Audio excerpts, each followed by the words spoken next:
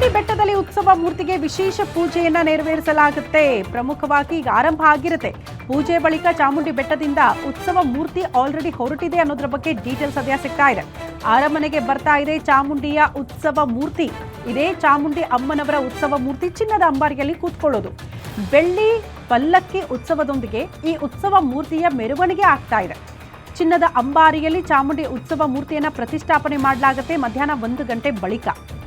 ತಾಯಿ ಚಾಮುಂಡಿ ಉತ್ಸವ ಮೂರ್ತಿ ಹೊತ್ತು ಅಭಿಮನ್ಯು ಈ ಚಿನ್ನದ ಅಂಬಾರಿ ಹೊತ್ತು ಅಂಬಾರಿಯೊಳಗಡೆ ಅಮ್ಮನವರ ಉತ್ಸವ ಮೂರ್ತಿಯನ್ನ ಹೊತ್ತು ಅಭಿಮನ್ಯು ಸಾಕ್ತಾರೆ. 750 ಕೆಜಿ ಚಿನ್ನದ ಅಂಬಾರಿ ರಾಜ ಬೀದಿಯಲ್ಲಿ ರಾಜ ಗಾಂಭೀರ್ಯದಿಂದಲೇ ಹೆಜ್ಜೆ ಹಾಕುತ್ತೆ ಅಭಿಮನ್ಯು. ಚಾಮುಂಡಿ ಬೆಟ್ಟದಲ್ಲಿ ಉತ್ಸವ ಮೂರ್ತಿಗೆ ಪೂಜೆಯನ್ನ ನೆರವೇರಿಸಿ ಆಲ್ರೆಡಿ ಉತ್ಸವ ಮೂರ್ತಿಯನ್ನ ಮೆರವಣಿಗೆಯ ಮೂಲಕ ತರಲಾಗ್ತಾ ಇದೆ ಅನ್ನೋದ್ರ ಡೀಟೇಲ್ಸ್ ಸದ್ಯ ಸಿಗ್ತಾ ಇದೆ. ಆಗಲೇ ಹೇಳಿದ್ನಲ್ಲ, ಬೆಳಗ್ಗೆ 8 ಗಂಟೆಗೆ ಚಾಮುಂಡಿ ಅಮ್ಮನವರಿಗೆ ಆ ಉತ್ಸವ ಮೂರ್ತಿಗೆ ವಿಶೇಷ ಪೂಜೆ ಪುನಸ್ಕಾರಗಳು ಕೂಡ ಆಗ್ತಾ ಇತ್ತು. ಈಗ ಪೂಜೆ ಪುನಸ್ಕಾರಗಳೆಲ್ಲವೂ ಕೂಡ ಕಂಪ್ಲೀಟ್ ಆದ ಬಳಿಕ ಉತ್ಸವ ಮೂರ್ತಿಯನ್ನ ಮೆರವಣಿಗೆಯ ಮೂಲಕ ತರಲಾಗುತ್ತೆ. ಆ ದೃಶ್ಯಗಳನ್ನ ಕೂಡ ನೇರವಾಗಿ ಈಗ ಗಮನಿಸ್ತಾ ಇದ್ದೀರಿ. ಇದೇ ಚಾಮುಂಡಿ ಅಮ್ಮನವರ ಉತ್ಸವ ಮೂರ್ತಿ. ಮೋಸ್ಟ್ಲಿ ಆ ಚಿನ್ನದ ಅಂಬಾರಿಯಲ್ಲಿ ಕೂತ್ಕೊಂಡು ಚಾಮುಂಡಿ ಅಮ್ಮನವರು ರಾರಾಜಿಸ್ತಾರಲ್ಲ, ಆ ದೃಶ್ಯಗಳನ್ನ ಮೋಸ್ಟ್ಲಿ ಇಡೀ ವರ್ಷ ಕೂಡ ಜನರ ಕಣ್ಣಲ್ಲಿ ಹಂಗೆ ಅಚ್ಚಿ ಹಾಕಿದ ರೀತಿಯಲ್ಲಿರುತ್ತೆ. ಮುಂದಿನ ವರ್ಷ ದಸರಾ ಬರೋ ತನಕ ಕೂಡ ಚಾಮುಂಡಿ ಅಮ್ಮನವರನ್ನ ಹಂಗೆ ಜನ ಕಣ್ತುಂಬಿಕೊಂಡಿರ್ತಾರೆ. ಹಾಗಾಗಿ ಆ ದೃಶ್ಯಗಳನ್ನ ನೋಡೋದಕ್ಕೆ ಕೋಟ್ಯಾಂತರ ಸಂಖ್ಯೆಯಲ್ಲಿ ಜನ ಕಾತ್ರದಿಂದ ಕಾಯೋದು. ಆ ಅಮ್ಮನವರನ್ನ ಅಲಂಕಾರ ಮಾಡಿರೋ ರೀತಿ ಜೊತೆಗೆ ಅಮ್ಮನವರ ಆ ಮುಖವನ್ನ ನೋಡಿದಾಗ ಆಗುವಂಥ ಸಂಭ್ರಮ ಮೋಸ್ಟ್ಲಿ ಅದನ್ನ ಪದಗಳಲ್ಲಿ ವರ್ಣನೆ ಮಾಡೋದಕ್ಕೆ ಸಾಧ್ಯ ಇಲ್ಲ. ಹಾಗಾಗಿ ಆ ದೃಶ್ಯಗಳನ್ನು ನೋಡೋದಕ್ಕೆ ಕಾತ್ರದಿಂದ ಜನ ಕಾಯ್ತಿದ್ದಾರೆ. ಅದೇ ಚಾಮುಂಡಿ ಅಮ್ಮನವರ ಉತ್ಸವ ಮೂರ್ತಿಗೆ ಬೆಳಗ್ಗೆ 8 ಗಂಟೆಯಿಂದಲೇ ವಿಶೇಷ ಪೂಜೆ ಪುನಸ್ಕಾರಗಳು ಆಯಿತು. ಈಗ ಪೂಜೆ ಪುನಸ್ಕಾರಗಳೆಲ್ಲ ಕಂಪ್ಲೀಟ್ ಆದ ಬಳಿಕ ಚಾಮುಂಡಿ ಅಮ್ಮನವರ ಉತ್ಸವ ಮೂರ್ತಿಯನ್ನ ಮೆರವಣಿಗೆಯ ಮೂಲಕ ತರಲಾಗ್ತಾ ಇದೆ ಅನ್ನೋದ್ರ ಬಗ್ಗೆ ಡೀಟೇಲ್ಸ್ ಸಿಗ್ತಾ ಇದೆ. ಒಂದು ಕಡೆ ಅಮ್ಮನವರನ್ನ ಆ ಉತ್ಸವ ಮೂರ್ತಿಯನ್ನ ಮೆರವಣಿಗೆ ಮೂಲಕ ತರ್ತಾ ಇದ್ರೆ, ಈ ಕಡೆ ಅಭಿಮನ್ಯು ಚಿನ್ನದ ಅಂಬಾರಿ ಹೊರೋದಕ್ಕೆ ಸಿದ್ಧನಾಗಿ ನಿಂತಿರುವಂಥ ದೃಶ್ಯಗಳನ್ನು ಕೂಡ ನಾವು ಬೆಳಗ್ಗೆಯಿಂದಲೂ ತೋರಿಸ್ತಾ ಇದ್ವಿ. ಯಾವ ರೀತಿ ಅಲಂಕಾರಗಳಾಗ್ತಾ ಇದೆ, ಮಧ್ಯಾಹ್ನದ ಹೊತ್ತಿಗೆ ಯಾವ ರೀತಿ ಚಿನ್ನದ ಅಂಬಾರಿಯನ್ನು ಕಟ್ಟಲಾಗುತ್ತೆ, ಎಷ್ಟೆಲ್ಲ ವಿಧಿವಿಧಾನಗಳಿರುತ್ತೆ ಅನ್ನೋದ್ರ ಬಗ್ಗೆ ಕೂಡ ಮಾಹಿತಿಯನ್ನು ಕೊಡ್ತಾ ಹೋಗ್ತೀವಿ. ಆ ಚಿನ್ನದ ಅಂಬಾರಿ ಮೋಸ್ಟ್ಲಿ ಎಲ್ಲರ ಆಕರ್ಷಣೆ. ಆ ಅಂಬಾರಿಯಲ್ಲಿ ಅಮ್ಮನವರು ಕೂತ್ಕೊಂಡ ಬಳಿಕ ಪ್ರತಿಷ್ಠಾಪನೆ ಆದ ಬಳಿಕ ಮೋಸ್ಟ್ಲಿ ಆಗಲೇ ಹೇಳಿದ್ನಲ್ಲ, ಅದನ್ನು ಪದಗಳಲ್ಲಿ ವರ್ಣನೆ ಮಾಡೋದಕ್ಕಾಗಲ್ಲ ಆ ದೃಶ್ಯಗಳನ್ನು ಅಂತ. ಹಾಗೆ ಆ ದೃಶ್ಯಗಳನ್ನ ನೋಡೋದಕ್ಕೆ ಜನ ಕೂಡ ಈಗ ಕಾಯ್ತಿದ್ದಾರೆ.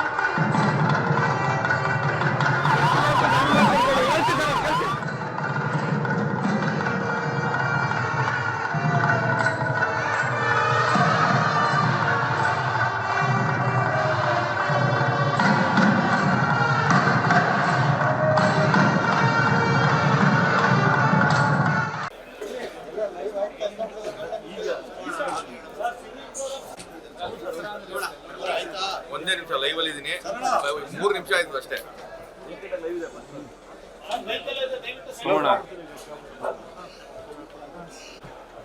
ದಸರಾ ಹಬ್ಬದ ಹಾರ್ದಿಕ ಶುಭಾಶಯಗಳು.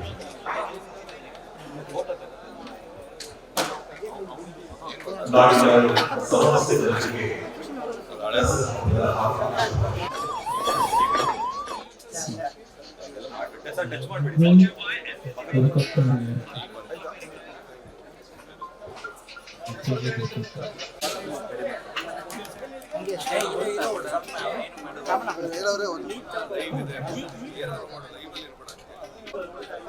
ಈ ಬಗ್ಗೆ ಮತ್ತಷ್ಟು ಡೀಟೇಲ್ಸ್ ಅನ್ನ ಕೊಡ್ತಾ ಹೋಗ್ತಾರೆ ನಮ್ಮ ಪ್ರತಿನಿಧಿ ಉಲ್ಲಾಸ್ ಎಸ್ ಕಿರುವಾಸೆ ದೂರವಾಣಿ ಸಂಪರ್ಕದಲ್ಲಿದ್ದಾರೆ.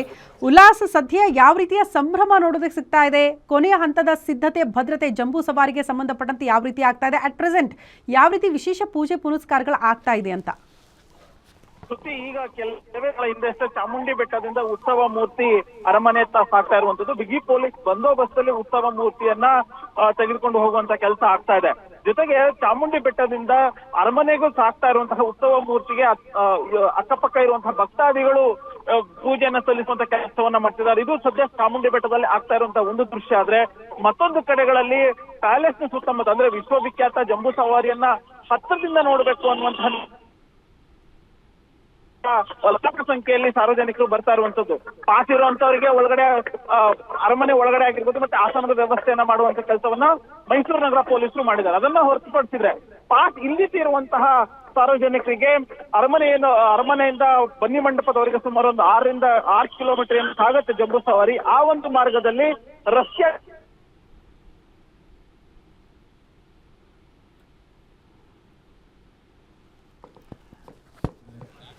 ಓಕೆ ಉಲ್ಲಾಸ್, ಧನ್ಯವಾದಗಳು ತಮ್ಮೆಲ್ಲ ಮಾಹಿತಿಗೆ.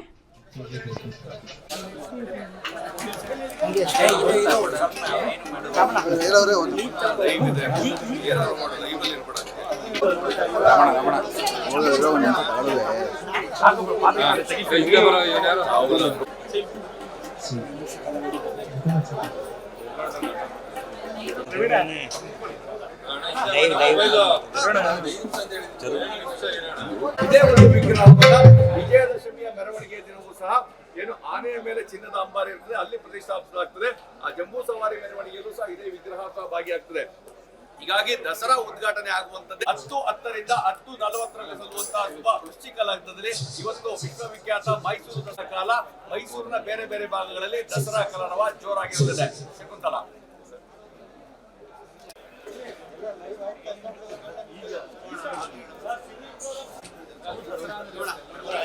ಒಂದೇ ನಿಮಿಷ ಲೈವ್ ಅಲ್ಲಿ ಇದೀನಿ, 3 ನಿಮಿಷ ಆಯ್ತು ಅಷ್ಟೇ.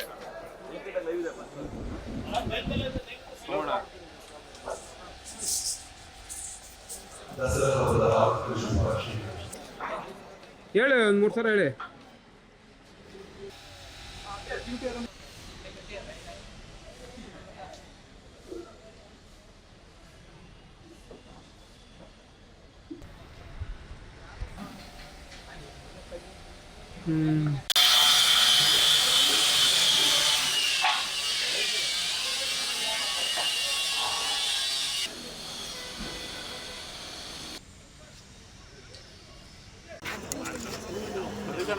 ಹಾಂ